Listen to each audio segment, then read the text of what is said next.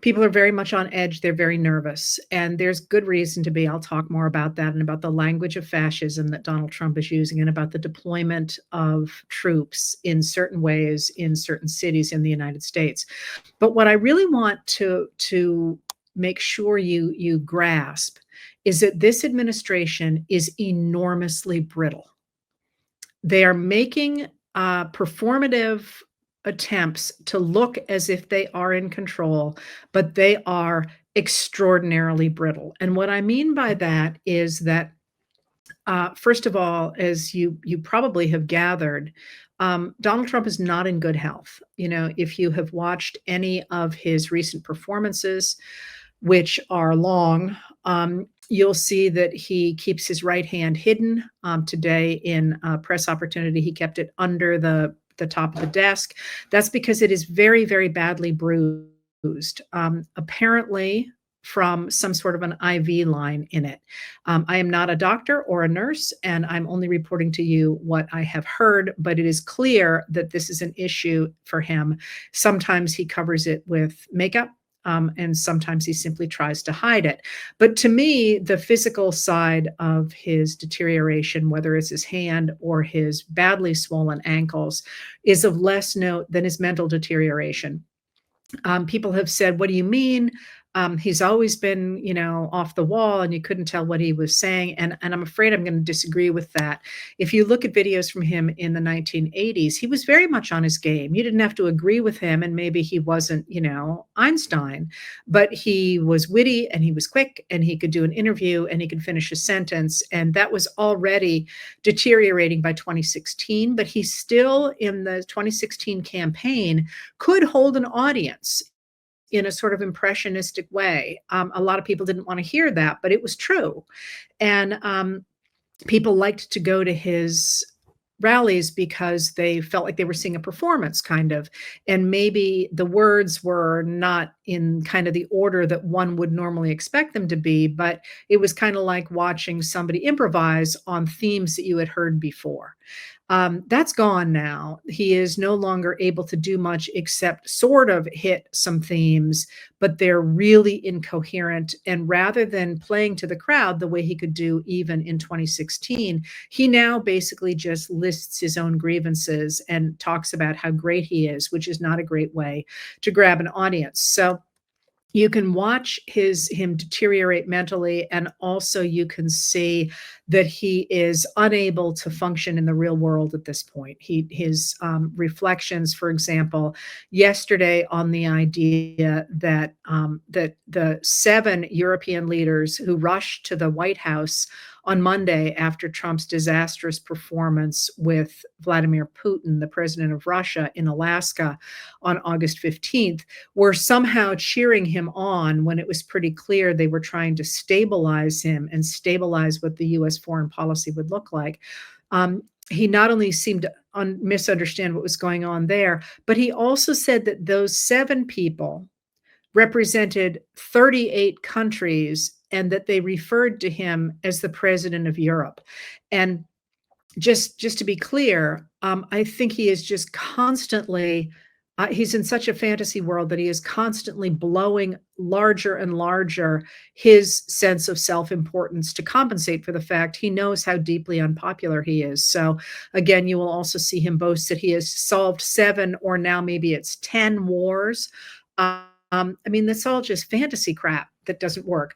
You're also seeing his handlers, the people around him, really encouraging him to put his time into the kinds of performances that he cares about. So he's doing a lot of remodeling, both of the White House and of, you know, the Rose Garden, which he paved to look quite a bit like Mar-a-Lago, and has put in a sound system that is the same as the one at Mar-a-Lago or similar to it, so he can play DJ on his iPad. He's talked about getting rid of the east wing of the White House and replacing it with this giant event space. We've seen him walking on the roof of the White House with an architect. Now he is talking about remodeling the Kennedy Center, and he's talking a lot about the different sort of landscaping things that he's going to do around Washington, D.C. These are not normally the concerns of a United States president. These are the concerns, it seems, of somebody whose real heart is in real estate and is getting older and incapacitated so people are urging him to spend his time and his energy there.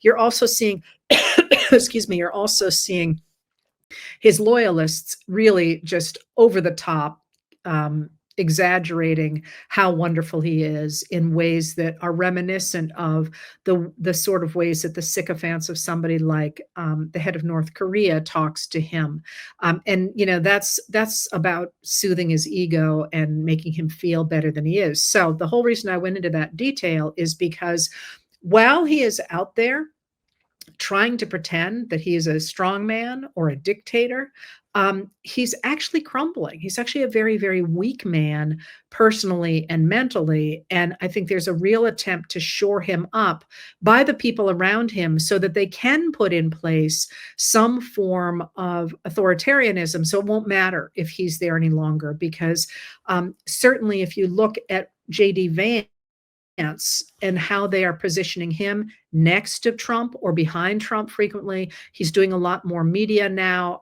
It certainly seems as if they are preparing him to step into place should he need to do that sooner rather than later. But J.D. Vance is not popular. So it's not clear how much they're going to be able to accomplish with J.D. Vance in that seat. So, first of all, the head of the administration is in really poor shape. But then secondly, Trump is underwater on everything, every single one of his issues, and his own job approval rating is also in the wasn't the word I was looking for, the gutter, let's put it that way. It's not in good shape. His approval ratings hover, if you put them all together, there's some trackers that do it every day. They have him in the 40s at most, and that's not a good place to be this early into an administration. As I say, that is the average of all of them taken together. That's not some that show him really deeply underwater. But you can really see how concerned the White House is about where Trump's approval rating is by this sudden push to insist that America is being destroyed by crime. And this is really interesting because they're inventing a new issue that they hope he can get traction on. And it's an issue that fascists often rise to power on by saying, I'm the only person who can save you from crime. And they're really, really trying hard to hit that. So, for example, yesterday, I don't know if you were watching, but the administration had Trump sign an executive order in which he claimed that he claimed this, that he would insist that anybody who was caught burning a flag would automatically get a year in jail. Well, he has no power to do that. That's just not even in the purview of the president. And flag burning was protected by the U.S. Supreme Court by a 5-4 decision in 1989. But there's two things going on there, I think. One is that in his discussion of the executive order, Trump said, "Oh, everybody is burning flags. It's so terrible. This is such a terrible thing. And, we have to stop this flag burning." When was the last time you heard of anybody burning a flag? I mean, I was like, what? Flag burning? And that's really interesting because that was a really big deal in the 1980s, obviously leading to the Supreme Court decision, and then and then the discussion of whether or not it should be protected speech after that. In many ways, Trump is reverting to the 1980s, a time when he felt like he was very powerful. At least one puff piece writer called him the King of New York City. And he clearly feels comfortable in that gaudy world of the 1980s when he appeared to be at the top of his game. But at the same time, they are clearly trying to tell the American people that there's a crisis that they are aware of that none of the rest of us are. And in the last several decades, really, violent crime especially has been plummeting around this country. And one of the caveats that Democrats keep saying is, we know we have to do better. We know we have to do better. Well, here's a newsflash. We always have to do better on crime. But cities don't have any monopoly on crime. Those of us in the country will know very well. And the idea that you combat crime by turning the military against the US public is bonkers. I mean, what Trump and the administration have done is they have cut funding to anti-crime prevention programs, which have worked really well. So in Washington, D.C., for example, violent crime is at a 30-year low, and those are according to the statistics from the Department of Justice. So this is not, somebody trying to pull them out of thin air. Similarly, violent crimes in Chicago have plummeted. Now, there was a spike during COVID, but it's a little hard to read that into this entire long past when, in fact, violent crime has been dropping over the last 30 years. So you can really see Trump and especially Stephen Miller, the deputy White House chief of staff, doubling down on this idea that there's terrible, terrible, terrible crime. And to that end, you are constantly seeing Trump talking about how he has saved Washington, D.C., and now suddenly people feel able to go out and now they can go to restaurants and so on. That is completely made up. And if you have ever spent any time in Washington, D.C., you will know it's completely made up and that those troops are there for visibility more than they are for actually doing anything, not least because they are not stationed in the parts of DC that have crime issues. They are stationed in the very public areas down the National Mall, for example, or close to the White House. But you're also seeing Stephen Miller, who I say sounds increasingly frantic, going on TV and talking about how terrible crime is. He said last night, and I pulled this quote because I thought it was really interesting. He said that that crime is so bad in the cities, especially in Washington, D.C., that the criminals in Washington, D.C. are working with transnational crime organizations. And then he went on to do something very interesting. And that's that he began to say that he began to equate Democrats with criminals. This is a quote. The Democrat, and that was used by Rush Limbaugh as an insult to Democrats.